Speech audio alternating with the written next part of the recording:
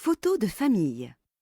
Et nous plongeons ce matin dans les photos de famille où en quelques années on est passé, avec l'avènement du numérique bien sûr, de l'album ou de la boîte à biscuits à l'image sur écran. Bonjour Irène Jonas.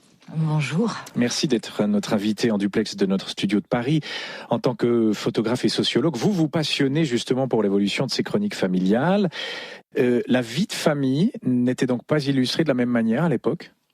Non, pas du tout. En fait, il y avait des moments qu'on pourrait appeler très institutionnalisés, au cours desquels la photographie avait lieu.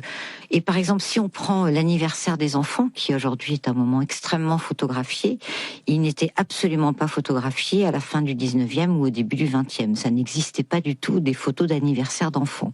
Ça va aussi, alors vous l'avez dit, avec l'évolution qu'on a, que les parents ont par rapport à leur enfant. C'est une évolution parallèle.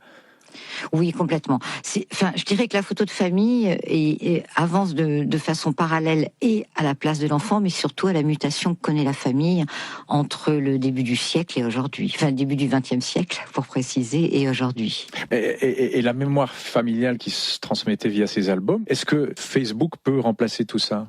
Les gens ont encore peu l'habitude de faire de nombreuses sauvegardes, et de toute façon, on ne sait pas non plus quel format de photo il y aura dans quelques années au niveau informatique. Donc la grande inconnue est à ce niveau-là. RTS